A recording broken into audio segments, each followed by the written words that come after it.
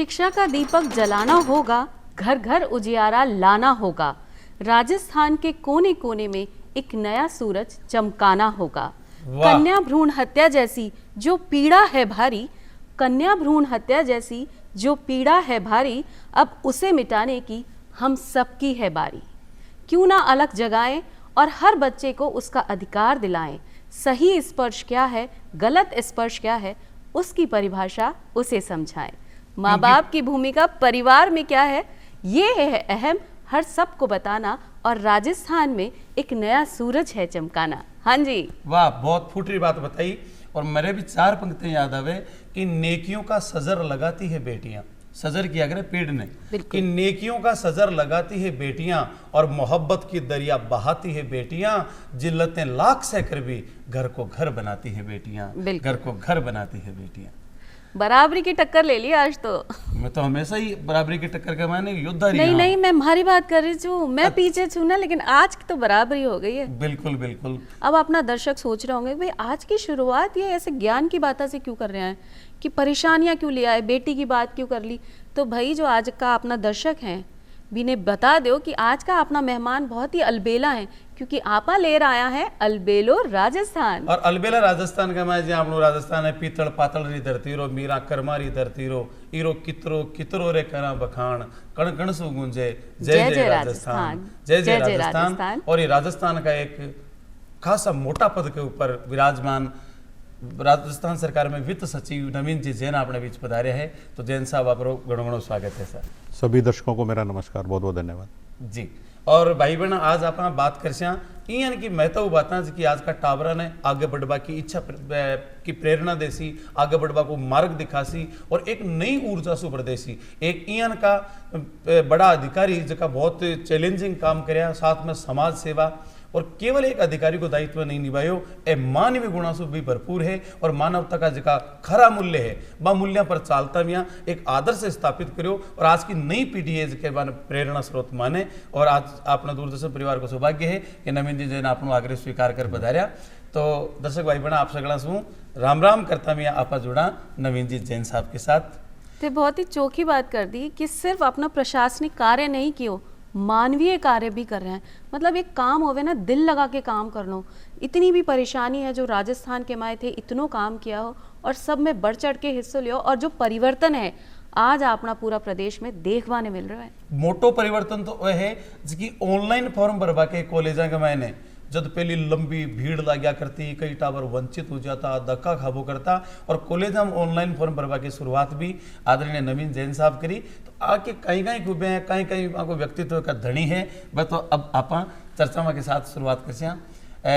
जैन साहब सो पहले तो आप बताओ आपकी जिसकी पारिवारिक पृष्ठभूमि रही बाकी से करी। जी, मैं हरियाणा में एक बिजनेस फैमिली से संबंध रखता हूँ और आपके राजस्थान बॉर्डर से करीबन 100-125 किलोमीटर पे ही मेरा छोटा सा कस्बा है नरवाना। वहाँ पे मेरी पढ़ाई हुई। मैंने हिंदी मीडियम से कॉमर्स की पढ़ाई करी। पढ़ने के लिए मैं दिल्ली जाना चाहता था, लेकिन एडमिशन नहीं हुआ तो चंडीगढ़ चला गया। चंडीगढ़ से बीकॉम किया, फिर कॉमर्स के ही सारे कोर्स किए, और फिर मैं प्राइवेट सेक्टर में सेट होना चाहता था। मेरे पिताजी बिजनेसमैन थे और मेरी माताजी हाउसवाइफ ही थी। 2 ही भाई थे, तो पिताजी के साथ भाई बिजनेस पे बैठ गया था। तो कोई ऐसा नहीं था कि सरकारी सेवा में आएंगे, ज़्यादा से ज़्यादा ये था कि कॉरपोरेट सेक्टर में कुछ प्राइवेट जॉब करेंगे, और ऐसा शुरू कर भी दिया था। लेकिन फिर जैसा कि इस देश के हर युवा के दिमाग में एक बार आता है कि मैं एक बार सिविल सर्विस परीक्षा दे के देखूँ, तो मैंने भी 1999 में अपनी परीक्षा दी, और उस साल तो नहीं हुआ, लेकिन अगले साल 2000 में सफलता हासिल हो गई। और उसके बाद कार्डर भी मिला तो राजस्थान मिल गया, यानी कि हमारे हरियाणा का एकदम पड़ोस हो गया। तो 2001 से मैं फिर राजस्थान कार्डर में IAS हो गया। तो यही फैमिली की बैकग्राउंड है कि हम हरियाणा से संबंध रखते हैं। तो राजस्थान के बारे में काफ़ी नॉलेज इसलिए है क्योंकि बहुत ज़्यादा फर्क नहीं है कल्चर वाइज। राजस्थान और हरियाणा की जो सांस्कृतिक जो परिदृश्य है वो बिल्कुल मिलतो जुलतो है जी। आपने सिरसा हिसार ने देख लिया, हनुमानगढ़ ने देख लिया तो कोई अंतर ही कोई नजर आवे। आपने अलवर ने देख लिया, नूह ने देख लिया तो कोई अंतर ही नजर नहीं आवे। तो हरियाणा, राजस्थान, पंजाब, गुजरात, सिंध आकी मिलीजुली संस्कृति है। और आप बताए कि मैं बिजनेस शुरू भी कर दी, बिजनेस कहीं करे आप? नहीं, मैं तो एक जो कॉरपोरेट कंपनी थी उसमें कंपनी सेक्रेटरी के पद पे था। अच्छा। तो वो कंपनी का काम जो था वो मतलब रिफाइंड ऑयल बनाने का था। वहाँ पे मैं कंपनी सेक्रेटरी के पद पे कार्यरत था और उसके बाद तैयारी शुरू कर दी थी आईएएस की। तो बहुत कम समय मिला मतलब कॉरपोरेट सेक्टर में या बिजनेस सेक्टर में रहने का। पिताजी का बिजनेस तो वहीं था, कस्बे में ही, नरवाना में ही था, तो उस पर मेरे छोटे भाई ने ज्वाइन कर लिया। तो फिर मेरी ये चिंता नहीं थी कि पिताजी के साथ कौन बैठेगा, सही बात है। तो मैं आराम से आईएएस की तैयारी करने लग गया था। और सिलेक्शन के बाद राजस्थान मिला, तो राजस्थान में 2001 के बाद ट्रेनिंग ली। तो जब हमारी ट्रेनिंग पूरी होती है तो जोधपुर में एसडीएम बन गए। इस तरह से सफ़र शुरू हो गया प्रशासनिक सेवा का।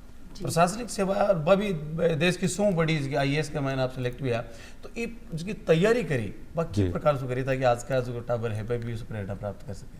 देखिए, मैं तैयारी के बारे में मेरे समय का तो इतना ही बता सकता हूँ कि आजकल जो हम देखते हैं बच्चे तैयारी करते हैं आरपीएससी की, यूपीएससी की, और जो सारी दुनिया को पता रहता है वही बात हम भी पढ़ते लिखते रहते हैं कि किस तरह की तैयारी बच्चे करते हैं। तो हम देखते हैं कि बच्चे बहुत ज़्यादा कोचिंग इंस्टीट्यूट पे डिपेंड हो गए हैं। यानी कि अगर कोई भी तैयारी करनी है तो सबसे पहले वो ये देखते हैं कि कोचिंग इंस्टीट्यूट कौन सा होगा।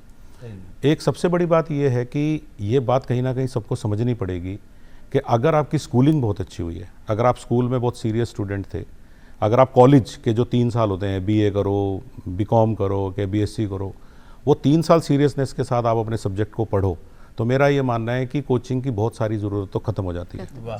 क्योंकि कोई भी एग्ज़ाम आरएएस हो चाहे आईएएस हो, उन सब में वो आपसे ग्रेजुएशन मांगते हैं। एग्ज़ाम का स्टैंडर्ड ठीक है, थोड़ा अच्छा होता है, यानी कि ग्रेजुएशन अगर आपने अच्छे से करी है तो थोड़ी बहुत आपको एक्स्ट्रा चीज़ें पढ़नी पड़ सकती है, जिसके लिए साल भर बहुत सारी अच्छी अच्छी किताबें हैं। और आजकल तो इंटरनेट है, हमारे समय में तो इंटरनेट की शुरुआत हुई थी, तो हमारी पढ़ाई में तो इंटरनेट का योगदान नहीं था, लेकिन आज इंटरनेट भी अवेलेबल है, हमें तो हर किताब ढूंढनी पड़ती थी। तो मेरा ये मानना है कि अगर अच्छी स्कूलिंग और अच्छी कॉलेजिंग इंसान ईमानदारी से करता है तो बिना ज़्यादा कोचिंग लिए हुए वो सेल्फ स्टडी के द्वारा बहुत अच्छा सक्सेस हासिल कर सकता है। मतलब नींव मजबूत हुए ने, नींव सब मजबूत कुछ। होते हैं। और आप बताइए कि बहुत बढ़िया बात, कॉलेज का 3 साल बड़ा महत्वपूर्ण है। यदि काय भी करे कि नो नॉलेज विदाउट कॉलेज, बिल्कुल कॉलेज के बिना कोई ज्ञान प्राप्त हो भी कौन से कर बी टाइम का अगर वो सीरियस है, गंभीर है, पर कॉलेज को एक वातावरण कहो कि घर से दूर एक कस्बा कमाए जाए, बटे चाचा जी, ताऊ जी, पापा जी कोई कौन देख रहे, एकदम वो स्वच्छंदता का वातावरण में आ जाए, दोस्ती यारी आ कमाए ने वो आपका समय ने गंवा दे, अब की बड़ी एक मूर्खता हो जाए। और आज ते बताया कि माँ के टाइम तो इंटरनेट को कोई योगदान को नहीं हो, आज तो जना जना का हाथ में मोबाइल है, जना जना का इंटरनेट से जुड़ेड़ा है, और एक कई सकारात्मक पहलू भी है, नकारात्मक पहलू भी है। तो है। और मैं देखा आज किसी की नई पीढ़ी आप बताए जी गंभीरता के साथ कॉलेज में रहे, मैं तो ये देखना तो कटे न कटे को दुरुपयोग कर रहा है, तो आप ही के बारे में कहीं करना चाहूँ। बिल्कुल सही बात है। मैं कॉलेज कमिश्नर भी रहा, इसलिए मैं इस बारे में थोड़ा और अच्छे से बताने की स्थिति में हूँ। मैं 2013 के जो साल था, मतलब मैं 12 के नवंबर में आ गया था और पूरा 13 और 14 यानी कि मैंने 1.5 साल जो है वो कॉलेज एजुकेशन देखा। तो बहुत सारे कॉलेजों में जाने का मौका मिला। तो ये देखते थे कि जो हमारे स्टूडेंट हैं वो इस बात को नहीं समझ रहे कि आप सेलेक्टेड स्टडी अगर करेंगे, बाई चांस हमारे यहाँ आजकल पासबुक का चलन हो गया है, सेलेक्टेड क्वेश्चन पढ़ने का चलन हो गया है, ये जो हम सेलेक्टेड पढ़ाई करेंगे कॉलेज में, तो बाद में आप इस बात को समझोगे, आप ये कॉलेज पूरा करके जैसे किसी कोचिंग इंस्टीट्यूट में जाएंगे, वो सबसे पहले आपके हाथ में 6ठी से 10वीं की एनसीईआरटी रख देगा पक्का कि आप ये पढ़ लो। यानी कि जो किताब आप स्कूल में पासबुक के कारण नहीं पढ़ पा रहे थे, आपको सबसे पहले वही पढ़नी पड़ेगी। बिल्कुल सही। उसके बाद आप जब अगली महीने में 2 महीने बाद आपका जब अगला कोर्स शुरू होगा, फिर वो आपको कहेगा कि भाई देखिए ये बीए, बीकॉम, बीएससी की जो किताबें थी वो एक नए क्लेवर में आपको मिल जाएंगी। अब राजस्थान की हिस्ट्री, जियोग्राफी, पॉलिटिकल साइंस अलग तो नहीं हो सकती, वो तो आपने जो कॉलेज में अवॉइड कर दी, अब आप यहाँ पढ़ लीजिए। बाकी बात सही। तो ये सीधी सी बात ये है कि आप जो चीज़ अवॉइड करेंगे और 8वीं 9वीं 10वीं में, BA first year, second year, third year में या बीकॉम में, वो सारी आपको कोचिंग में वापस पढ़नी पड़ेगी। कोचिंग से कोई चमत्कार संभव नहीं है। बिल्कुल। कोचिंग आपकी पॉलिश कर सकता है कि भाई मुझे ये पता नहीं है कि इस पूरे सिलेबस में से एग्ज़ाम में पूछने का तरीका क्या रहेगा, तो मेरे को ये पता लग जाएगा कि तरीका क्या है, मैं आसपास के बच्चों की तुलना में कहाँ स्टैंड करता हूँ। कोचिंग का केवल इतना मतलब है। बिल्कुल। लेकिन लोग ये सोचते हैं कि मैं बिना किसी अच्छी स्कूलिंग, कॉलेजिंग या बहुत अच्छे बेस के केवल जयपुर में जाके कहीं कमरा लेके रहूँगा तो मेरी सिलेक्शन के चांस बढ़ जाएंगे। मेरे ख्याल से ये गलतफहमी दूर होनी बहुत ज़रूरी है, और आपका ये माध्यम बहुत अच्छा है ये बात कहने के लिए। सर बहुत ही वो एक सही दौर हो, बात बताई। आपा पूजा जी से तो पढ़ा करता, पहले कुंजी चालिया करती जी। कुंजी के बाद में आई पासबुक, और अब तो सर 1 वीक सीरीज आएगी जी। और 1 वीक सीरीज के मैंने भी यानी कहा अति महत्वपूर्ण प्रश्न जी। जका 10 प्रश्न बई जका टाबर पढ़े बे कटे तो एनसीईआरटी की किताबें पढ़सी, मैं आपको ये बात और बता दूं कि वनडे सीरीज भी आ गई है।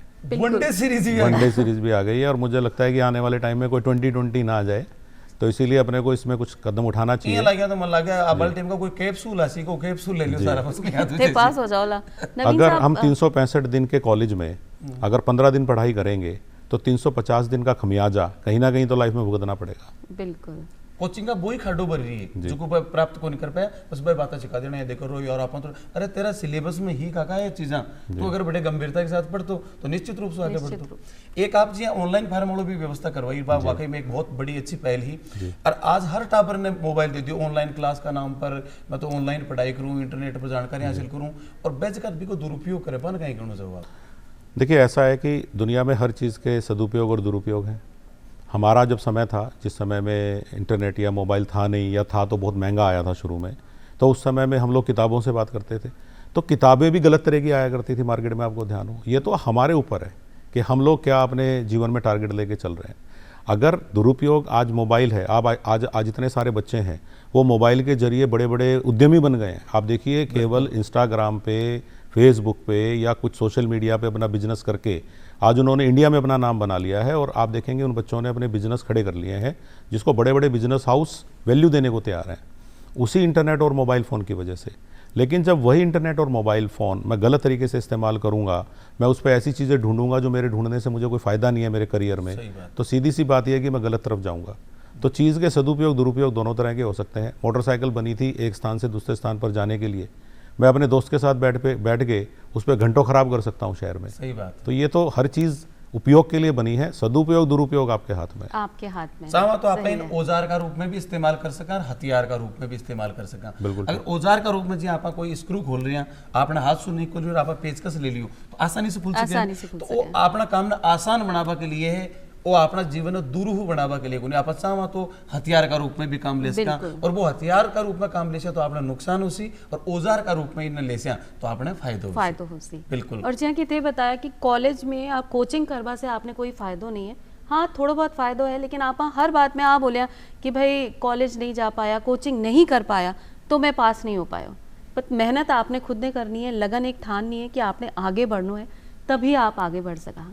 एक आपकी मुहिम चाली ही कन्या बचाओ पे ना, जिया कि आपने प्रधानमंत्री जी ने भी चलायो है कि बेटियां ने आपने बचाना है, तो कन्या भ्रूण हत्या पे जो थे काम क्यों हो भी की चर्चा सबू देश में हो रही है, और जो राजस्थान की स्थिति है भी में बहुत परिवर्तन आया। तो बी के बारे में भी जानना चाहें कि कितनी परेशानी थे जेलिया और क्या सफलतापूर्वक काम कर पाया।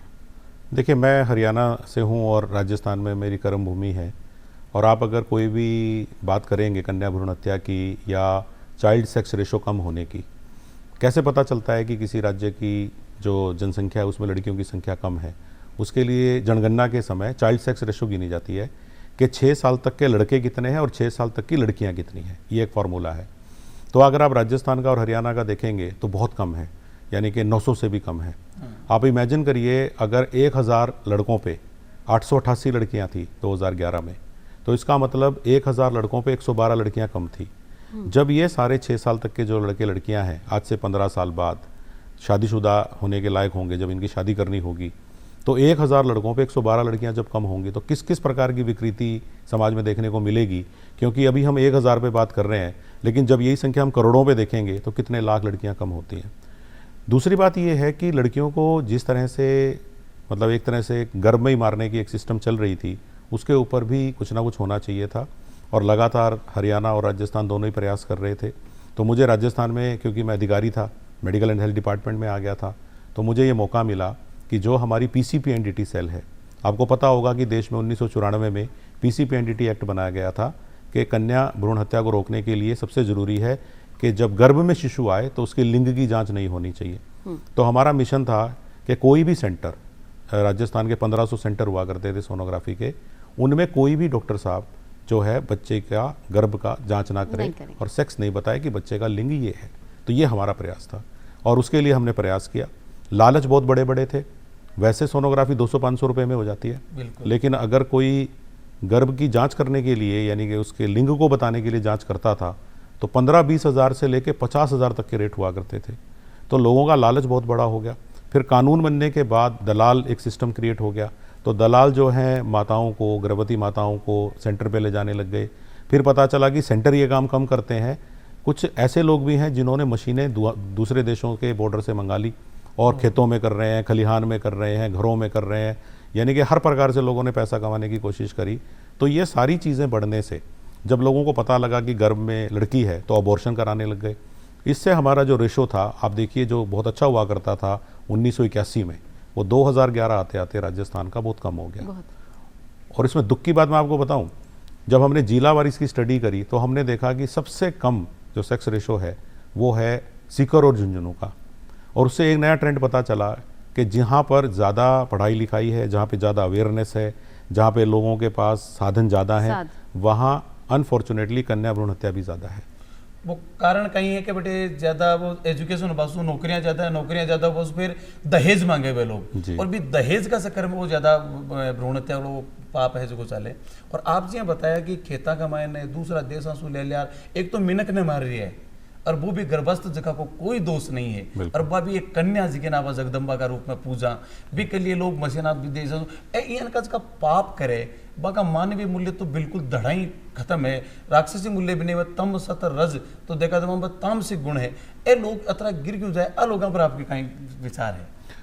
देखिए, बहुत सारे लोगों की अलग अलग विचारधारा है ज़िंदगी में। कुछ लोगों को पैसा चाहिए और वो भी किसी भी तरीके से आना चाहिए उनके पास पैसा। तो मैं आपको बताऊं कि जब हम ये काम कर रहे थे, हमारा तरीका क्या था वो भी मैं आपको बताना चाहूँगा। एक मुखबिर स्कीम हमने निकाली थी और उसमें हमने आम जनता का इस्तेमाल किया कि अगर आपके आसपास कोई आदमी, चाहे वो सेंटर हो या अनऑथराइज्ड कोई आदमी हो, जो इस मशीन के जरिए जो है लिंग परीक्षण कर रहा है और लिंग परीक्षण के बाद अबॉर्शन जैसी सुविधाएं दे रहा है, इसमें लिप्त किसी भी व्यक्ति की सूचना देने पर हम आपको 1 लाख रुपए का इनाम देंगे। बाद में हमने धीरे धीरे इसमें यह भी प्रोविज़न डाल दिया कि अगर हमें सूचना मिली और हमें उसको पकड़ने के लिए किसी लेडी को साथ ले जाने की आवश्यकता पड़ेगी डिकोय के तौर पर, क्योंकि आपको एक डिकोय तो प्लांट करना पड़ेगा। बिल्कुल। तो अगर एक महिला को आप लेके जाएंगे, हमने उसके लिए भी पैसे का इंतजाम कराया ताकि महिला के अंदर ये रहे कि मैं इस रिस्क को ले रही हूँ तो मुझे भी कुछ पैसा मिले। महिला के साथ एक साथी महिला का भी प्रोविज़न किया और 2.5 लाख रुपए की और 3 लाख रुपए बाद में धीरे धीरे बढ़ते बढ़ते हो गए। तो बहुत अच्छी स्कीम लेके आए और 110 डिकोय ऑपरेशन जब हमने किए तो उसके थ्रू हमने 300 से ज़्यादा लोगों को पकड़ा और जेल के पीछे डाला, जिसमें डॉक्टर तो बहुत कम थे, लेकिन जो नॉन डॉक्टर प्रोफेशन के लोग थे, जिसमें कुछ आयुर्वेद के वैद्य भी थे, कुछ कंपाउंडर भी थे और कुछ ऐसे लोग थे जिनका मेडिकल से कोई लेना देना नहीं था। ऐसे लोगों से जब हम पूछते थे कि भाई आप ये सब काम क्यों करते हैं, तो उनका यही कहना था कि ये डिमांड आम आदमी ने की है, हम तो केवल उसका प्रयोग कर रहे हैं। कि अगर कोई आदमी आज एक टेस्ट के 200 रुपये के टेस्ट के 20,000 देने को तैयार है तो ये बहुत अच्छा बिजनेस है, और अगर मैं महीने में 5 टेस्ट भी करूँगा तो मैं बड़े आराम से 1 लाख रुपया कमा लेता हूँ। तो उनको ये ध्यान नहीं था कि राजस्थान ने एक बहुत बड़ी सेल बना ली है, एक अंडर कवर पुलिस फोर्स तैयार कर ली है, मुखबिर स्कीम के जरिए ये हो रहा है। इसका सबसे बड़ा इफेक्ट ये आया कि जो भी व्यक्ति ये काम कर रहे थे उनके दिमाग में ये आ गया कि सामने जो औरत है ये सरकार द्वारा भेजी हुई डिकोय भी हो सकती है। तो जब आदमी के मन में इस तरह के डर आते हैं तो उसका काम करने की स्केल कम हो जाएगी, और जब काम करने की स्केल कम हो जाएगी या हम ज़्यादातर मशीनें जब्त कर लेंगे तो सिस्टम में सप्लाई नहीं रहेगी ऐसी चीज़ों की, और इसका रिजल्ट ये होगा कि उस समय जितनी भी लड़कियां गर्भ में हैं वो सारी बच जाएंगी, जन्म ले लेंगी और रेशो में इंप्रूवमेंट आ जाएगा। बिल्कुल सही बात है। जी हाँ, बॉर्डर भी बदल जाता हो कि राजस्थान का जो बॉर्डर है बट्ठे जाकर भी आप परीक्षण करा लेता है, ऐसा हो रहा था। बिल्कुल आप सही कह रहे हैं। आपको मैं ये बताना चाहूँगा, आपने जो बात कही है ये 2017 में हमारी नॉलेज में आई। 15-16 में हम बहुत अच्छा काम कर ही रहे थे राजस्थान में। 17 में हमें ये खबर मिली कि अब लोगों ने राजस्थान के दूसरे राज्यों में जाके, पड़ोसी राज्यों में जाके ये काम करना शुरू कर दिया है। और मैं आपको बताऊं कि उन राज्यों में रेट भी कम थी इसकी, तो इसमें दलालों को कमीशन और ज़्यादा मिल रहा था। तो हमें ये समझ में आ गया था हमारी सेल को कि ये काम अब और भी खतरनाक और भी रिस्की है। फिर हमने इसमें लीगल राय करी और लीगल राय में हमें एक बहुत अच्छी बात पता चली कि इस एक्ट की पालना के लिए यदि आप ऑपरेशन राजस्थान में शुरू करते हैं और इसकी एंडिंग किसी दूसरे राज्य में भी होती है तो भी आप उस व्यक्ति को वहाँ से गिरफ्तार कर सकते हैं। आप उस व्यक्ति को राजस्थान की कोर्ट में लाके उसका ट्रायल कर सकते हैं और उसको सज़ा मिल सकती है। और इसका परिणाम ये हुआ कि हमारे आसपास के 6 राज्यों से हमने 45 ऑपरेशन किए और लगभग हमने 90 लोगों को वहाँ से भी पकड़ा और कोर्ट ने हर एक केस में हमारी बात को सपोर्ट किया और हम उन लोगों को भी काफ़ी समय तक अंदर रखने में कामयाब रहे। वाह, आपका जो 7 गोल्डन रूल्स है जीवन का लिए बहुत एक अच्छा है। बाकी मैंने देखा तो आप जो भी बताइए कि कुछ लोग पैसा का लालच के मायने वो बिजनेस कर लेता है, मेडिकल लाइन से कौन जुड़ेड़ा, पैसा का मायने तो सुख है ही को नहीं जी। वो पैसा का मायने कि आप यहाँ देख सका कि भाई आप गाड़ी घोड़ा लिया, मकान बना लिया, बाकी फिर भी बिकट सुख को नहीं। सुखी तो आदमी आपका स्वभाव सो है, जखा में पाप नहीं है, जखा में नीतिगतता है, वो आदमी अगर आपका थोड़ा सा संसाधन में भी चाल रही हो तो वो सुखी रह सके। कई भी है कि जितना कम सामान उतना सफर आसान। तो ए जगह आपका 7 गोल्डन रूल्स था, बाका बारे में कुछ आप बताओ। देखिए, मैं क्या हुआ था कि कोरोना आया था 2020 में, तो उस समय एक नई शुरुआत ये हुई कि कोरोना के समय में मैं रोडवेज में था CMD, और आपको ध्यान होगा कि कोरोना के समय में एक बहुत बड़ी चीज़ ये आ गई थी कि जो मजदूर इधर उधर फंस गए हैं, हमारे स्टेट के मजदूर दूसरे राज्यों में फंस गए थे और हमारे स्टेट में बिहार और उत्तर प्रदेश के बहुत सारे मजदूर फंस गए थे, मध्य प्रदेश के बहुत सारे मजदूर फंस गए थे जो यहाँ सोलर प्लांट्स पे काम कर रहे थे, विंड एनर्जी पे काम कर रहे थे या खेतों में काम कर रहे थे। तो उस समय हमें एक मौका मिला उन मजदूरों को बसों के जरिए, रोडवेज की बसों के जरिए अपने घरों तक पहुँचाने का या वापस घर लाने का। उस दौरान मेरे दिमाग में ये आया, जब मैं ये ऑपरेशंस करवा रहा था, रात को हम लोग बैठे होते थे, तो मैंने देखा कि कोरोना वायरस का इफेक्ट तो इतना ज़्यादा नहीं है, लेकिन कोरोना की नेगेटिविटी के कारण लोग ज़्यादा खराब हो रहे हैं, दहशत ज़्यादा है। और लोग यानी कि उनको कोरोना तो कब लगेगा नहीं लगेगा, वो बीमार होंगे कि नहीं होंगे उतना तो मुझे नहीं पता, लेकिन केवल सोच सोच के लोग परेशान हैं। कोरोना रोग की पॉजिटिविटी से ज़्यादा सोच की नेगेटिविटी से लोग ज़्यादा खराब हो रहे थे। तो उस समय में मैंने एक प्रयास किया कि हम लोगों को कुछ मोटिवेशनल लेक्चर शुरू करने चाहिए।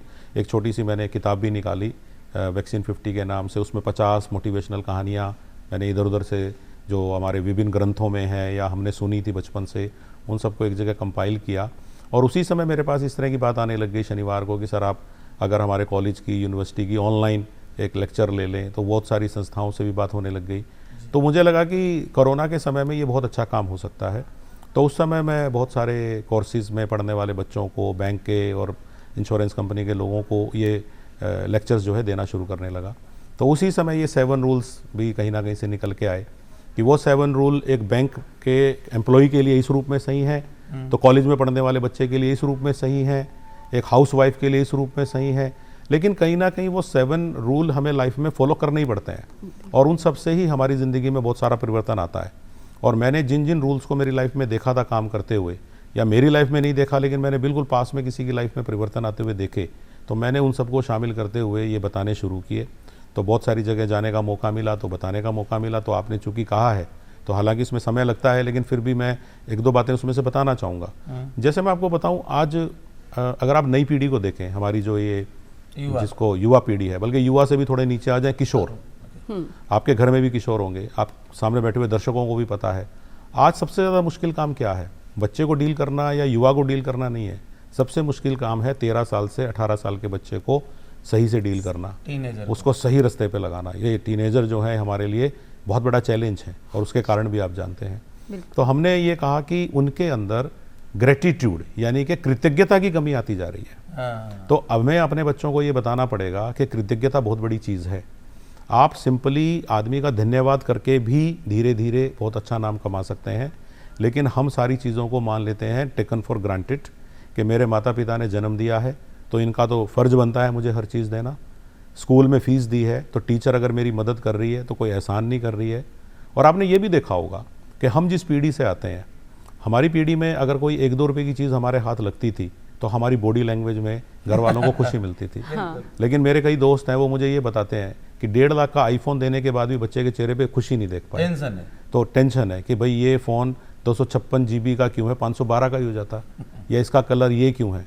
वो ऐसी डिटेलिंग के चक्कर में उलझ गए हैं कि वो ग्रेटिट्यूड वर्ड को भूल गए हैं, आभार या कृतज्ञता नहीं देते हैं। और मैं सही बताऊं, हमारी पीढ़ी और टीनेजर की पीढ़ी के बीच में जो ये गैप आया है, ये कुछ इसलिए भी आया है कि हम हल्का सा ये एक्सपेक्ट करते हैं कि बच्चे के जीवन में थोड़ी सी खुशी लेके आए, लेकिन ये एक्सप्रेस नहीं करते। हम लोग एक्सप्रेसिव थे, मेरे को ऐसा लगता है। तो सबसे पहले हम यही कहते हैं कि जीवन में ग्रेटिट्यूड को पकड़िए। आप केवल ग्रेटिट्यूड एक्सप्रेस कर के भी बहुत बड़ी चीज़ बन सकते हैं, और इसकी वैल्यू आपको तब पता चलती है जब आप किसी के लिए कुछ करेंगे और आपको बदले में ये नहीं मिलेगा। हाँ, तो इसीलिए इसको आप लेना देना शुरू कर लीजिए। उम्मीदें बहुत ज़्यादा बढ़ गई हैं आपने टाबरा की, और जो कि एहसान वाली बात है, एक आभार वाली बात है कि महाभारत में भी यही बात की गई है कि दूसरा के साथ बियन को व्यवहार करो, जियन को व्यवहार खुद के खुद साथ से करो। बिल्कुल सही है। बिल्कुल तो समाज चरित्र वाली सिद्धांत वाली बात है। तो अब एक प्यारो सा गीत ले लें, बिल्कुल। हो जाए मनोरंजन। एक छोटा सा मनोरंजन आपके लिए भी जी। रखा है, क्योंकि आपने इतनी चोखी जानकारी भी अपने दर्शकों ने दे रहा है। ज्ञानवर्धन के साथ मनोरंजन भी होना चाहिए। अपनी बिल्कुल। राजस्थानी संस्कृति को एक प्यारो सो गीत, शारदा भवानी।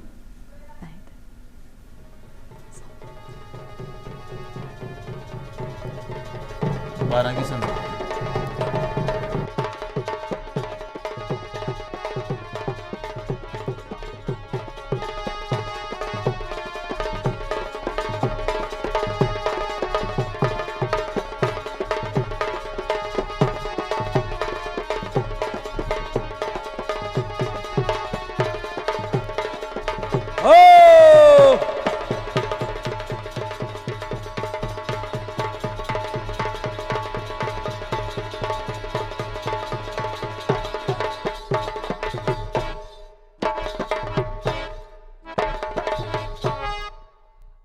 शारदा भवानी मेरी शारदा भवानी क्या बात है।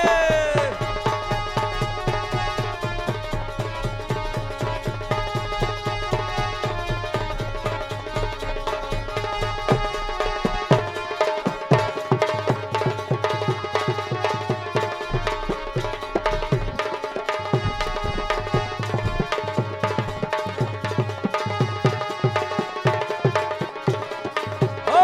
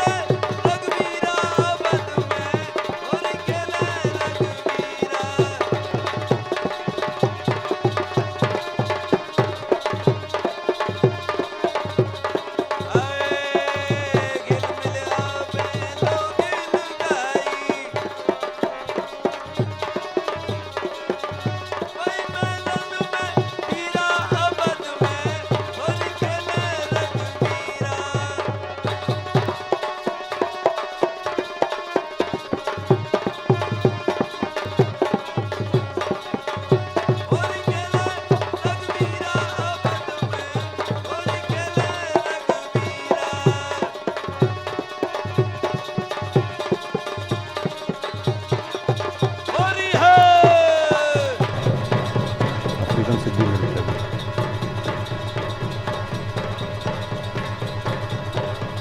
क्या बात है?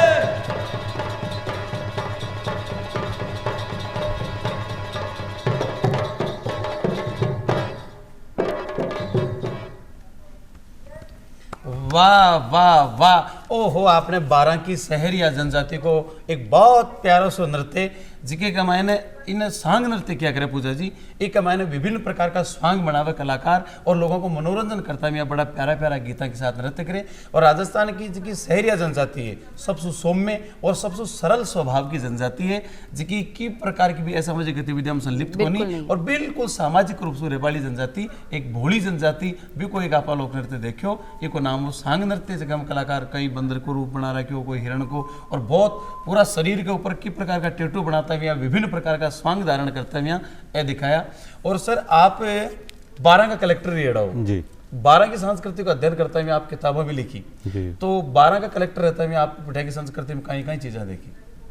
मैं जब 2006 में पहली बार बारां में कलेक्टर गया था तो मैं बारां के बारे में उतना ही जानता था जितना बाकी लोग को पता है कि भाई कोटा से आगे एक जिला है। लेकिन वहाँ उस ज़िले में जाने के बाद, एक साल वहाँ काम करने के बाद बारां के बारे में बहुत सारी चीज़ें पता लगती हैं। और बारां का जो सही रूप है वो मेरे ख्याल से बहुत कम लोगों को पता था। बारां में नेचर की बड़ी दया है, आप देखेंगे कि वहाँ जंगल हैं, 3 नदियाँ हैं, पार्वती, परवन, काली सिंध, छोटी छोटी नदियाँ तो बहुत सारी हैं, पानी बहुत सारा अवेलेबल है, मिनरल्स के मामले में भी काफ़ी हद में ठीक है। और उसके अलावा आप देखेंगे कि वहाँ पर पावर प्लांट्स भी लगातार बहुत सारे लग रहे थे। एग्रीकल्चर बहुत रिच है। मैं आपको ये भी कहना चाहूँगा कि हमारे पश्चिमी राजस्थान के मुकाबले अगर आप बारां की प्रोडक्टिविटी देखेंगे तो सोयाबीन है, हमारे यहाँ लहसुन है और बहुत अच्छी अच्छी फसलें वहाँ हो रही हैं। लेकिन नॉर्मली बारां को केवल एक ही चीज़ से जाना गया कि वो एक पिछड़ा हुआ ज़िला है, लेकिन वो कल्चरली बहुत रिच ज़िला है। मैं आपको बताना चाहूँगा वहाँ कई साइट हैं, काकोनी है, रामगढ़ है और कन्यादेह है। अगर आप वहाँ जाएंगे तो वहाँ पे आप देखेंगे कि बहुत हज़ार साल पुराने मंदिर हैं, बहुत अच्छी हमारी परंपराएं वहाँ पे जो आप देखेंगे मंदिर निर्माण की वो कमाल की है। और अभी थोड़े दिन पहले एक बहुत बड़ी डिस्कवरी भी हुई है, आपने सुना होगा 2 साल पहले, और वो ये हुई है कि उल्का पिंड बनने से गिरने से बनने वाली जो लेक है वो इंडिया की दूसरी बड़ी लेक वो रामगढ़ में ही है, जो कि शहरिया इलाके में है। और उससे पहले जो एक लेक थी वो महाराष्ट्र की ही आइडेंटिफाइड थी। ये दूसरी लेक है जिसके बारे में मुझे 2006 में भी बताया गया था, लेकिन उसको एक तरह से उसका जो एक सर्टिफिकेशन हुआ है वो कुछ समय पहले हुआ है। तो कुल मिला के टूरिज़्म के हिसाब से भी, कला संस्कृति के हिसाब से भी बारां में बहुत सारी गुंजाइश हैं। और मुझे पूरे ज़िले को घूमते हुए जो भी चीज़ें देखने का मौका उस समय मिला, क्योंकि एक छोटा ज़िला होने के नाते आप उसको बहुत अच्छे से घूम सकते हैं, गांव-गांव जा सकते हैं। हम लोगों ने प्रयास किया था उस समय एक छोटी सी बुकलेट बनाने का, एक्सप्लोरिंग बारां के नाम से, जिसको पर्यटन विभाग ने स्पॉन्सर किया। और उसमें हमने बारां की सभी सांस्कृतिक धरोहर हैं, ऐतिहासिक स्थान हैं, नेचुरल जगह हैं, उनको कंपाइल कर दिया था। तो मैं उम्मीद करता हूँ कि इसकी कॉपी कहीं ना कहीं आज भी पर्यटन विभाग में ज़रूर उपलब्ध होंगी। और ये जो शहरिया नृत्य आप देख रहे थे, धीरे धीरे ये नृत्य इतना पॉपुलर हुआ है कि आज कोई भी राजस्थान टूरिज़्म की इवेंट होती है देश के किसी भी कोने में, मैं कहूँगा, तो ये कलाकार वहाँ जाते हैं और उसका प्रदर्शन भी करते हैं। बिल्कुल। और वो पठारी इलाकों जगह का मैंने तो अकूत पानी है, बहुत 3 नदियाँ बताई, उपजाऊ जमीन है, लहसुन, अफीम जान की बेटे, सोयाबीन जान की बेटे फसला है। और सांस्कृतिक रूप से भी आपने देखा तो जो पूरा पाषाण काल है जिके का मैंने और कई महाद्वीपों का मायने तो मिनक रहता ही कोई भी टाइम का अपना अता सभ्य और शिक्षित आदि मानव है कि वह बटा के कंदराओं गुफाओं के ऊपर इतना सुंदर सुंदर वह रॉक पेंटिंग बनाइए, भित्ति चित्र बनाया जो कमाल का है साहब। तो एक मतलब बी टाइम का भी जगह ये बारां इलाका का जगह आदि मानव है वह बहुत कला प्रेमी है। जने तो चित्र बनाता और चित्र तो वही बना वो कही है न जो काव्य शास्त्र विनोदन का लोग गति दीमताम को दीमता आदमी है जति बयान की कलाओं का मैंने वह रुचि रखी। आप बारां का मैं कलेक्टर रहता भी बहुत अच्छो लेखन करो, बढ़िया संस्कृति के बारे में अध्ययन करो। और राजस्थान में कठे कठे कहीं कहीं पदा पर रही है जी आप? मैं बारां के बाद करौली में, राजसमंद में और हनुमानगढ़ में भी कलेक्टर रहा, और बाद में एक बार फिर से बारां का कलेक्टर बनने का मौका मिला आखिर में। तो इस तरह से बारां में 2 बार रहने का मौका मिला, तो लगभग 2.5-3 साल मैं बारां में रहा। उसके अलावा गुज्जर आंदोलन के समय में सरकार ने मुझे करौली जाने के लिए कहा, तो करौली में गुज्जर आंदोलन के समय लॉ एंड ऑर्डर को डील करने का मौका मिला। हनुमानगढ़ में आप समझते ही हैं कि बहुत अच्छा सिंचाई का एरिया है, हमारे देश की जो बेस्ट कैनाल सिस्टम है वो हनुमानगढ़ और गंगानगर से क्रॉस करते हैं, तो इसीलिए वहाँ बहुत सारे इलाके में सिंचाई व्यवस्था है और वही वहाँ पर कानून व्यवस्था का भी पॉइंट खड़ा करती हैं बार बार। तो अगर आप उस ज़िले में हैं तो आपको ये व्यवस्था देखनी पड़ती है कि जो नहरें हैं उनमें पानी ठीक से चले, किसानों के खेत तक पानी पहुँचे। और मैं ये भी कहूँगा कि जो हमारे गंगानगर और हनुमानगढ़ है वो बहुत कुछ हमारे हरियाणा से मिलते जुलते हैं, तो कल्चर वहाँ का जो है वो हरियाणा जैसा कल्चर आप कह सकते हैं। जो आप राजस्थान का टिपिकल कल्चर मानते हैं वैसे उस तरह के कल्चर वहाँ नहीं है, एग्रीकल्चर ही कल्चर है, मैं ये कह सकता हूँ गंगानगर हनुमानगढ़ में। लेकिन डेफिनेटली कालीबंगा में बहुत शानदार हड़प्पा संस्कृति के अवशेष रखे हुए हैं। उसके अलावा बहुत फेमस किला है हनुमानगढ़ शहर के अंदर, जो कि वहाँ के लोगों के लिए बड़े गर्व का विषय भी होता है। तो कुल मिला के राजस्थान के हर कोने में, मैं राजसमंद में रहा तो राजसमंद तो विरासत से भरा हुआ जिला है। हल्दी घाटी वहाँ है, मोलेला है, मैं आपको बताना चाहूँगा मोलेला गांव में जो टेराकोटा का काम होता है उसकी पूरे वर्ल्ड में पहचान है और उसको जियोग्राफिकल इंडिकेटर मिला हुआ है जो कि पेटेंट की तरह काम करता है, जीआई। और उसके अलावा श्रीनाथ जी का मंदिर की वजह से वो फेमस है। आपके द्वारिकाधीश का मंदिर है राजसमंद में, बहुत बड़ी लेक है, भारत की सबसे बड़ी मैन मेड लेक अगर हम कहें राजसमंद लेक, जिसमें आज भी इतना सारा पानी आता है और शहर की ज़रूरत भी पूरी करता है। तो आप अलग अलग कोनों में जाइए, मेवाड़ का शान जो है राजसमंद में है। तो कुंभलगढ़ का किला है जहाँ राणा प्रताप जी का जन्म हुआ और हम सब जानते ही हैं कि कितना ऐसा किला माना जाता है जो चाइना के बाद सबसे बड़ी दीवार जो है 36 किलोमीटर की, अगर किसी किले की सुरक्षित है तो वो कुंभलगढ़ है। तो मेरे ख्याल से किला हो या नेचुरल हो या वाइल्ड लाइफ हो, हमारा स्टेट बहुत इस मामले में लक्की रहा है कि यहाँ पर पुरानी विरासत भी है और प्रकृति के पूरे गिफ्ट्स भी हैं और नए वंडर भी हम लगातार क्रिएट कर रहे हैं। The great wall of India किया करे कुंभलगढ़ की दीवार ने 37 किलोमीटर लंबी, यानी कि चीन की दीवार के बाद में सबसे लंबी दीवार है वह कुंभलगढ़ की है और बी पर 8 घुड़सवार एक साथ चल सके, अति भी की चौड़ाई है और चांदसू भी दिखे वह। और अबुल फजल तो भी किला ने देखे तो ये क्यों कि नीचे ये किला इतनी बुलंदी पर है कि नीचे खड़ा आदमी यदि इसको यूं देखे तो सिर की पगड़ी गिर जाए। बेगमाए कटारगढ़ के बादल महल की जूनी कचहरी में 9 मई 1540 के दिन महाराणा प्रताप को जन्म हुआ।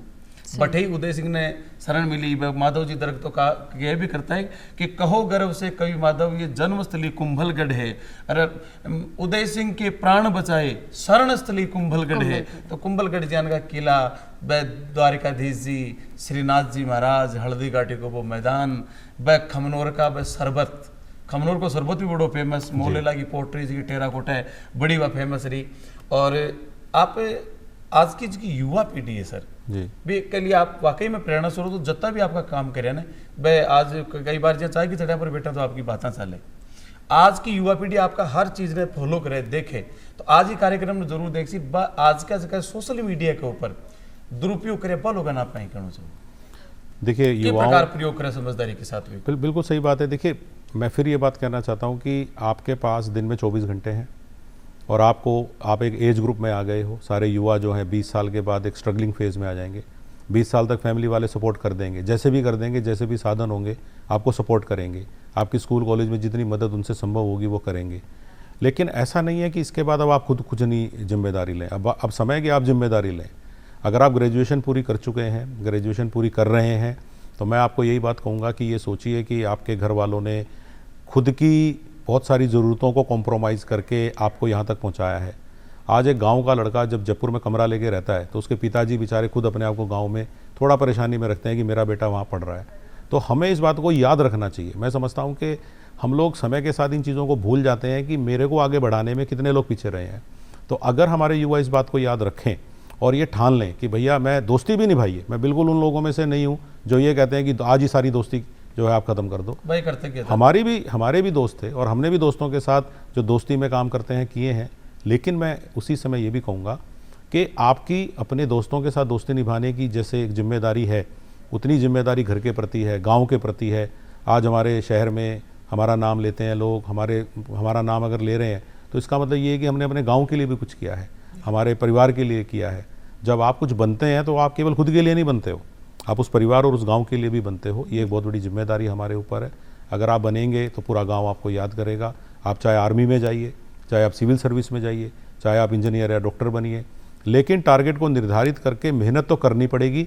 अब आप तय कर लो कि आपको 8 घंटे पढ़ना है कि आपको 10 घंटे पढ़ना है, आपको सेल्फ स्टडी से पढ़ना है या कोचिंग के नोट से पढ़ना है, लेकिन एक डायरेक्शन तय करनी बहुत ज़रूरी है। और ऐसा भी नहीं करें कि मैं हर चीज़ में जैसे बचपन से अपने दोस्त को फॉलो कर रहा हूँ, उसने जो फार्म भर दिया मैंने भी भर दिया, वो जहाँ एग्ज़ाम देने चला गया मैं भी चला गया, कई नावों का सवार डूब जाएगा। बिल्कुल। आजकल के युवाओं के बहुत बड़ी दिक्कत है, कोई भी फार्म दिखा भर दिया, उसमें अपनी एनर्जी ख़राब कर दी।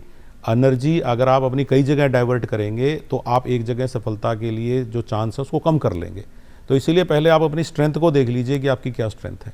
मैंने बहुत सारे लोग देखे हैं, वो ग्रेड 3 टीचर का भी एग्ज़ाम दे रहे हैं, ग्राम सेवक का भी दे रहे हैं, पटवारी का भी दे रहे हैं, और फिर फाइनली वो कन्फ्यूज़ हो जाते हैं कि मैं कौन से में जाऊँ कौन से में नहीं जाऊँ। तो मेरा यही कहना है कि थोड़ा सपना अपनी जो आपकी पर्सनैलिटी है उसके हिसाब से भी देखना चाहिए। और कई बार आपको ऐसा लग सकता है कि मैं ग्रेड 1 का सपना नहीं देख सकता हूँ, मैं कॉलेज लेक्चरर का सपना नहीं देख सकता हूँ, लेकिन मुझे लगता है कि थोड़ा बड़ा सपना देखना चाहिए, तभी आपके अंदर की असली एनर्जी बाहर आती है। बिल्कुल सही है। और अच्छी बात बताई, दो भी है कि एक के साधे सब सदे और सब साधे सब जाए, एक मूल को सींचबो तो फूल फूल अगाए। आप एक जड़ में पानी डाल से तो सारा पत्ता हरा रहे सी, फूल खिला रहे सी, और एक एक पत्ता और फूलों पर पानी की बूंदा डालवा लागा तो पूरा पेड़ कुमड़ा जैसी। तो एक लक्ष्य रखना चाहिए, एक जड़ को ही सिंचन करना चाहिए, ताकि पूरा जगह का सारा सपना है जगह पल्लवित हो जाए। जी हाँ, कि अभी आप युवाओं के लिए तो बात कर ली, बिने मोटिवेट करवा की बात कर ली, लेकिन जो अपना छोटा टावर है जिन्हें अपना सही बुरा की समझ नहीं है, तो आपको एक अभियान आपने स्पर्श भी चलायो जो कि गुड टच और बैड टच का बारा में है। तो इतनी बड़ो काम इतनी आसानी से थे करता जा रहे हो, और वर्तमान में भी ई के लिए बहुत सारा काम कर रहे हो, ई के बारे में भी जानकारी चाहा। देखिए, आप आज इंडिया का कोई भी अखबार पढ़ लो, कोई भी टीवी चैनल देख लो, दुर्भाग्य से आपको दिन में 1-2 खबर ऐसी देखने को मिलती हैं कि बहुत छोटे बच्चों के साथ समाज के कुछ ऐसे असामाजिक तत्वों ने कोई ऐसी हरकत की है। और फिर आपको बाद में धीरे धीरे पता लगता है कि समाज के असामाजिक तत्व नहीं, बहुत सारे मामलों में तो हमारे घर के अपने खुद के जान पहचान के लोगों ने और रिश्तेदारों ने भी गलत हरकत करी है, और दबा भी लेते हैं, और हमारे घरों में इसकी बात करना भी गुनाह समझा जाता है। तो हमारे जो अभियान स्पर्श है 2019 में हमारे जैसे कुछ वॉलंटियर जुड़े और उन्होंने कहा कि साहब शनिवार के दिन सैटरडे फॉर सोसाइटी नाम रखा कि भाई शनिवार का दिन सोसाइटी के नाम हम कर सकते हैं, क्योंकि संडे को स्कूल बंद होते हैं और शुक्रवार तक हम सबका अपना अपना काम होता है, लेकिन शनिवार हम समाज को दे सकते हैं। तो हम लोगों ने एक सेशन डिज़ाइन किया 45 मिनट का, धीरे धीरे वो 1 घंटे तक पहुंच गया, और बहुत अच्छा मटेरियल हमने तैयार किया, जिसमें हमने इंटरनेट की भी मदद ली, हमने साइकोलॉजिस्ट की भी मदद ली, हमारे ग्रुप के लोगों की मदद ली, टीचर्स की मदद ली, और एक बहुत अच्छी प्रेजेंटेशन हमने तैयार कर ली। और आपको मैं बताना चाहूँगा कि पिछले 5 साल से हर शनिवार हमारे वॉलंटियर अलग अलग स्कूलों में जाते हैं। किसी स्कूल में 5 सेशन भी करते हैं अगर स्कूल बहुत बड़ा है तो, और अगर छोटा स्कूल है तो 1 सेशन करते हैं, और छोटे बच्चों को ये टिप्स बताते हैं कि किस प्रकार से ये जो तत्व हैं या घर के लोग हैं आपको बैड टच के जाल में फंसा सकते हैं। आप मुझे एक बात बताइए, बहुत ही छोटे बच्चे को ये कैसे पता लग जाता है कि ये कॉकरोच है और ये तितली है? क्योंकि हमने किताबों में दिखाया है कि कॉकरोच ऐसा दिखता है, तितली ऐसी दिखती है। फिर हमने ये भी बताया कि तितली के ये गुण हैं और कॉकरोच के ये नुकसान हैं। जब हमने बच्चों को ये जाहिर तौर पे बताया तो आज किसी भी छोटे बच्चे से पूछेंगे तो वो तितली को पसंद करता है और कॉकरोच से वो नफरत करता है आमतौर पे। लेकिन वो तब पता चला जब आपने उसको बताया। क्या हमने सेम एक्सरसाइज गुड टच और बैड टच के लिए की है? हमें लगता है कि इसका पूर्णतः हमारे समाज में अभाव था, इसकी पूरी कमी थी। घरों में माँ बाप ये बताने में थोड़ी शर्म करते थे, और स्कूलों को ये लगता था कि हम ऐसी बात बताएंगे तो इसका गलत मैसेज ना चला जाए। इस सब चीज़ों का फ़ायदा इन लोगों ने उठा लिया कि भाई छोटा बच्चा है, अगर मैं इसको यहाँ वहाँ टच करूँगा या मैं मेरी जैसी भी जो गलत इच्छाएं हैं उनको शांत करूँगा तो ये बच्चा किसी को बताने की स्थिति में नहीं है। बच्चे को 2 तरह से फंसाया जाता है, डर और लालच। छोटा बच्चा है, घर के कोई सामान उसको नहीं दे रहे, उस सामान का लालच दे के फंसा दीजिए, या फिर उसको ये कह दीजिए कि मैं तेरे मम्मी पापा को नुकसान पहुंचा दूंगा। तो छोटा 5 साल का बच्चा जो है डर जाता है मम्मी के नाम से। तो मैं ये कहना चाहता हूँ कि घर में जो जितने अच्छे ओहदे पे था उसने उसका वैसा ही फ़ायदा उठाया, और आज हम देखते हैं कि विभिन्न रिश्ते जो हैं वो शर्मसार हो गए। हम ये हर रोज़ पढ़ते हैं, क्योंकि बाहर के लोग तो 20-30% ही कर रहे हैं ये काम। पुलिस की डायरी तक ये कहती है, हमारे देश के NCRB के डाटा ये कहते हैं, और हमारे कई NGO के सर्वे ये कहते हैं कि 70% मामलों में कम से कम ये पाया गया है कि जान पहचान के लोग ये काम करते हैं। केवल 20 से 30% मामलों में ही अनजान लोग होते हैं। वो 70% लोग रिश्तेदार भी हो सकते हैं, घर में काम करने वाले लोग भी हो सकते हैं, आस पड़ोस के लोग भी हो सकते हैं। तो इसीलिए हमें इस समाज में अगर अपने बच्चों को सुरक्षित करना है तो हर जगह पुलिस का लगना संभव नहीं है, बिल्कुल। हर जगह सीसीटीवी कैमरा लगना संभव नहीं है। बिल्कुल। बच्चों को ही पुलिस बनाइए और बच्चों की आंखों को ही सीसीटीवी बना दीजिए, हम ये कोशिश करते हैं। तो हमारे पूरे प्रेजेंटेशन का जो मुख्य भाग है वो ये होता है कि कौन से 7 तरीकों से लोग आपको बेड टच के लिए आकर्षित कर सकते हैं, और हम वो 7 टिप्स बच्चों को अच्छे से पढ़ा देते हैं। और वो 7 टिप्स के बाद हम ये मानते हैं कि बहुत सारा 90% खतरा ऑलमोस्ट हम टाल गए हैं, क्योंकि हो सकता है कि वो कोई 8वीं 9वीं टेक्निक निकाल ले, हाँ। लेकिन अगर हम 90% सेफ्टी जोन बना देंगे और ज़्यादातर बच्चों को ये 7 टिप्स दे देंगे, तो हमारा ये मानना है कि हम काफ़ी बच्चों को इन लोगों के जाल में फंसने से बचा सकते हैं, या बच्चा विरोध कर सकता है। और बच्चों को ये भी कहा जा सकता है कि कोई बात नहीं, आपके साथ अगर ये पहले हुआ है, लेकिन अगर अब ऐसा कुछ हो रहा है तो आपको ये सहायता लेनी चाहिए, या अपने कॉन्फिडेंस के साथ आप इनको बता सकते हैं। बस 7 टिप्स कौन सा है? जी, जैसे सबसे पहले हमारे विशेषज्ञों ने, पूरे विश्व के विशेषज्ञों ने एक राय हो गई, ये कहा है कि आपके घर में कोई भी रिश्तेदार आए, फैमिली फ्रेंड आए, जान पहचान का अड़ोसी पड़ोसी आए, उनको अगर वो बात करते समय छोटे बच्चों के 4 अंगों को बार बार टच करके बात करने का आदी है, जैसे कि लिप्स हो गया, आपका चेस्ट हो गया, और आपके प्राइवेट पार्ट्स हो गए, और पीछे की तरफ से आपका जो हिप्स हो गए वो हो गए। मेरे को किसी बच्चे से अगर बात करनी है, शाबाशी देनी है, तो मेरे को नहीं लगता कि मेरे को इनके ये 4 पार्ट टच करने की ज़रूरत है। बिल्कुल। पीठ थपथपा सकता हूँ, सिर में हाथ फेर सकता हूँ, थोड़ा सा उसको गले लगा सकता हूँ, ये 4 पार्ट टच करने की जरूरत क्या है? सही बात। लेकिन अगर कोई रिश्तेदार, कोई फैमिली का मेंबर बार बार इन 4 अंगों को टच करे, तो बच्चे को बोलिए कि वार्निंग सिग्नल है ये आपके लिए, हमें बताइए, हम बात करेंगे भाई क्या चल रहा है। दूसरी, हम उनको बताते हैं कि आप किसी रिश्तेदारी में गए हैं, या आपके घर में रिश्तेदार आए हुए हैं, और कोई आपके सामने अपने कपड़े चेंज करे, या आपको अपने सामने कपड़े चेंज करने के लिए कहे, या आपके प्राइवेट पार्ट को टच करने की बात करे, तो समझ जाइए कि वो अंकल आंटी अच्छे नहीं है। जी। और ये बहुत कॉमन है, आप देखेंगे कि ये टिप को देने का और कोई तरीका भी नहीं है, लेकिन हमारे घरों में जब शादियां होती हैं, बड़े बड़े फंक्शन होते हैं, तो इस बात का फ़ायदा उठाया जा सकता है। बिल्कुल। तीसरा, हम उनको ये बताते हैं कि पब्लिक गार्डन, पब्लिक टॉयलेट और पब्लिक ट्रांसपोर्ट का जब इस्तेमाल करें, तो कोशिश करें कि उनके साथ कोई बड़ा मेंबर हो। बच्चे को ऐसे नहीं करिए, बस में बिठा दिया, अलवर में मामा जी उतार लेंगे, इस तरह की हरकतें हमारे लिए सही नहीं है, क्योंकि असामाजिक तत्व बच्चे पे निगाह रख सकते हैं। तो पब्लिक टॉयलेट, पब्लिक गार्डन और पब्लिक ट्रांसपोर्ट हम बार बार क्यों कहते हैं? क्योंकि पुलिस भी बार बार ये वार्निंग जारी करती है कि भाई आप अपने बच्चों का इन जगहों पे ध्यान रखें। चौथी बात है डिजिटल, जो हम बार बार कर रहे हैं, जो हमारे सामने ये फ़ोन रखा हुआ है। आजकल कई लोगों ने एक तरीका और अपना लिया है, वो बच्चों को ये कहते हैं कि हम फिजिकली उनके पास नहीं जाएंगे, लेकिन वो बच्चों को कहते हैं कि मैं आपको मैसेज भेजूंगा, फोटो भेजूंगा, वीडियो भेजूंगा, आप उसको देखना, मजे करना, फिर डिलीट कर देना। धीरे धीरे वो बच्चे की मति को भ्रष्ट करने का काम करते हैं, और जब बच्चे को इस तरह की आदतें पड़ जाएंगी तो वो उसका दुरुपयोग करेंगे। तो ये एक तरह का वो टच है जो आपकी और मेरी लाइफ में नहीं था, लेकिन आजकल टेक्नोलॉजी के साथ इन बच्चों की लाइफ में आ गया है। इसके बाद मैं अगली बात कहूँगा, हमारे घर में काम करने के लिए जो लोग आते हैं, कोई भी लोग आ सकते हैं, प्लम्बर आ सकते हैं, मिस्त्री आ सकते हैं, मजदूर आ सकते हैं, नौकर भी वैसे जी। उसके अलावा आजकल आपने देखा होगा ई शॉपिंग के कारण कुरियर भी बहुत सारे आते हैं। आपके घर में कोई नहीं है और ये सारे लोग अगर बच्चों को अप्रोच करते हैं, तो बच्चों को बताइए कि वो घर की डिटेल शेयर नहीं करें। छोटा बच्चा बता देता है डॉग बड़ा है कि छोटा है, सीसीटीवी कहाँ लगा हुआ है, घर का सामान कहाँ रखा हुआ है, मेरे मम्मी पापा दिन में किस समय नहीं होते हैं। तो हम बच्चों को ये बताते हैं कि घर की डिटेल बाहर के लोगों से शेयर अगर आप करेंगे तो कल को दिक्कत आ सकती है, क्योंकि छोटे बच्चों को बहला के चीज़ें पूछ ली जाती हैं। एक हम ये भी टिप देते हैं कि अगर घर के कोई बड़े सदस्य हैं, मान लीजिए रिश्ते में फूफा जी, मौसा जी, मामा जी हैं, आजकल उनका एक ट्रेंड ये देखने में आया है, बिल्कुल नया ट्रेंड है, कि वो घर के बच्चों को अप्रोच करते हैं जो 13-15 साल के हैं, और उनको एक नई बात कहते हैं कि वैसे तो मैं तुम्हारा ये लगता हूँ, लेकिन तुम मुझे दोस्त की तरह ट्रीट कर सकते हो, और तुम मुझसे दोस्ती के लहजे में बात किया करो, मैं तुम्हारी ज़रूरतों का ध्यान रखूँगा। तो ये एक बड़ा अलार्मिंग ट्रेंड आ रहा है कि घर के कुछ सदस्य जिम्मेदारी के नाम पर इस प्रकार का एक सिस्टम शुरू कर रहे हैं, और इसमें बहुत बड़ा खतरा है। और सातवीं और आखिरी टिप हम ये देते हैं कि सोशल मीडिया पर आपने जो अपने अकाउंट बना रखे हैं, वैसे तो आपको पता है कि छोटे बच्चे अकाउंट नहीं बना सकते ऑफिशियली, लेकिन वो बर्थ डेट को गलत डाल के अपने अकाउंट क्रिएट कर लेते हैं। उसके बाद वो कई सेलिब्रिटी को फॉलो करते हैं। मैं नाम नहीं लेना चाहता, आजकल कई सेलिब्रिटी ऐसी हैं जिन्होंने शायद दुनिया का कोई भी अच्छा काम नहीं करा, लेकिन युवाओं में उनका क्रेज है, और जब वो उनको फॉलो कर रहे होते हैं तो उनके नाम से बने हुए फेक अकाउंट के लोग ऐसे बच्चों को अप्रोच करके सेलिब्रिटी से मिलवाने के नाम पर, सेलिब्रिटी से संपर्क करवाने के नाम पर, हम जयपुर आए हुए हैं, आप हमसे मिलने आ जाइए, बच्चों को बहला सकते हैं। तो ये 7 प्रकार की टिप मैं जल्दी जल्दी आपको बता पाया हूँ।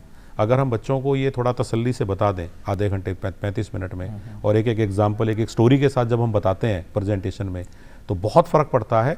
बच्चे क्वेश्चन भी पूछते हैं, और मैंने देखा है कि स्कूल वाले बहुत खुश होते हैं कि साहब आपने बहुत काम की बात बता दी, वरना हमारे पास इस तरह का मटेरियल अवेलेबल नहीं था। अच्छा, वो काम तो स्कूल को वे भी स्कूल आनंद करने चाहिए, लेकिन आप कर रही हो तो भी हर आदमी को दायित्व आपका भी, दोनों मिलकर कर रहे हैं। स्कूल वाले हमें बुलाते हैं, आजकल स्कूलों में हर मिनट को दायित्व है, सगला ना मिलजुल करना चाहिए। आज को कार्यक्रम देखी तो निश्चित रूप से जितना भी दर्शक है भाई भी आपका गाँव का मैंने करसी आप पधारिया और बहुत बढ़िया जानकारी दी वास्ते आप लोग बहुत बहुत धन्यवाद। आभार। अब चाह आपसे इजाजत। और दर्शकों ने दिखा वहाँ एक गीत। झुण झुण बाजे गो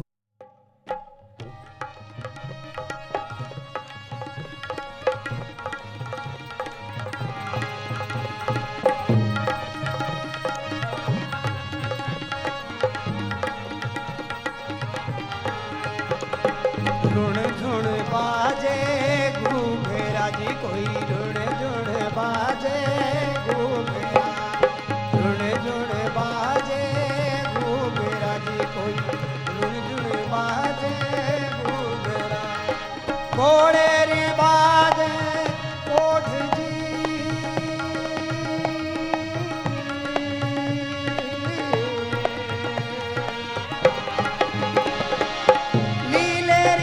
असवारिया में, नीलेरी असवारिया में आवे रामा पीर जी,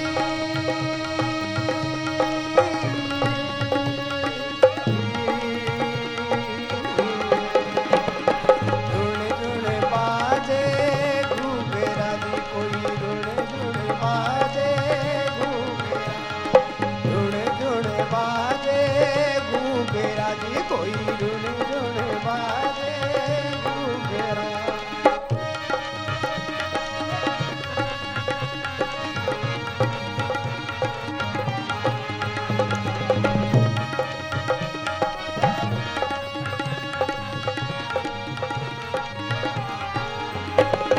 पश्चिम दिशा रे मारेगा जी कोई, पश्चिम दिशा रे मारेगा, पश्चिम दिशा रे मारेगा जी कोई, पश्चिम दिशा रे मारेगा, अलबेलो आसमानी जी,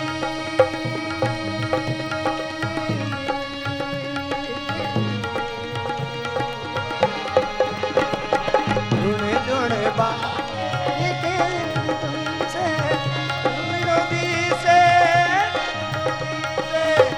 आवे रामा पीर जी,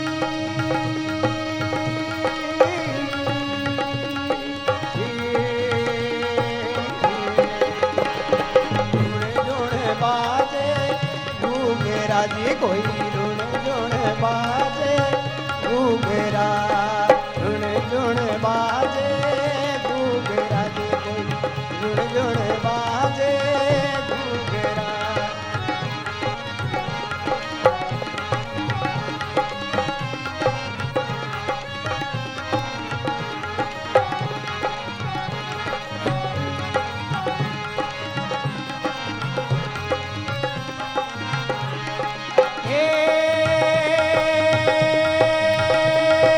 रूणी जेरा धनिया जयमाल जीरा कमरा माता नैना जीरा लाल रानी निर्तलरा बरकार मरे मारो हेलो सुनो जीरा मती हेलो सुनो जीरा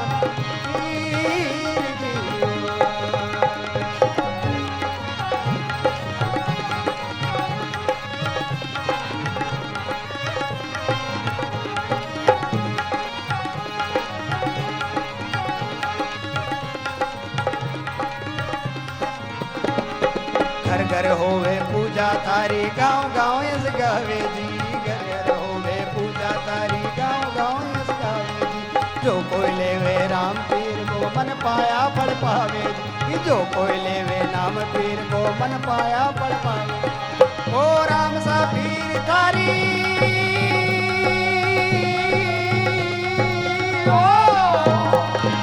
ओ राम सा पीर तारी, पेड़ी पे ढोक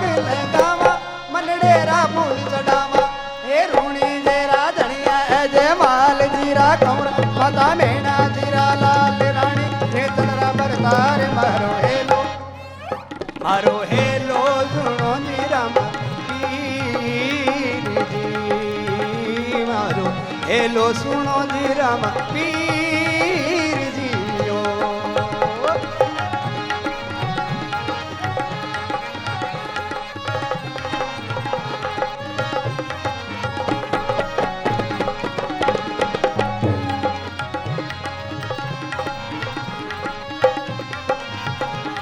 अरदास करे अरदास आपरी कालो नाग जी, दास करे अरदास देव जी दस गयो कालो नाग जी। नाग लोक के नाग देवता सूता हो तो जाग जी, नाग लोक का नाग देवता सूता हो तो जागो जी। ओ राम सा पीर तारी ओ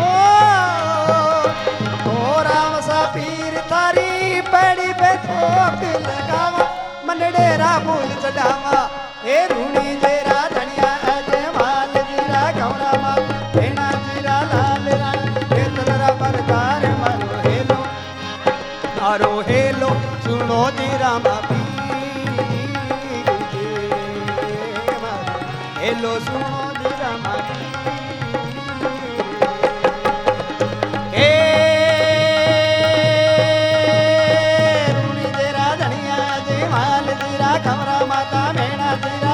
रानी ने तलरा बरदार मारो हेलो सुनो जी रामा पीर जी। ओ मारो हेलो सुनो जी रामा पीर जी। हे रूणी तेरा धनिया ते माल जीरा कमरा माता मेरा जीरा लाल रानी ने तलरा बरदार मारो हेलो सुनो जी रामा पीर जी। ओ जी मारो हेलो सुनो जी रामा पीर जी। रामा पीर रामा पीर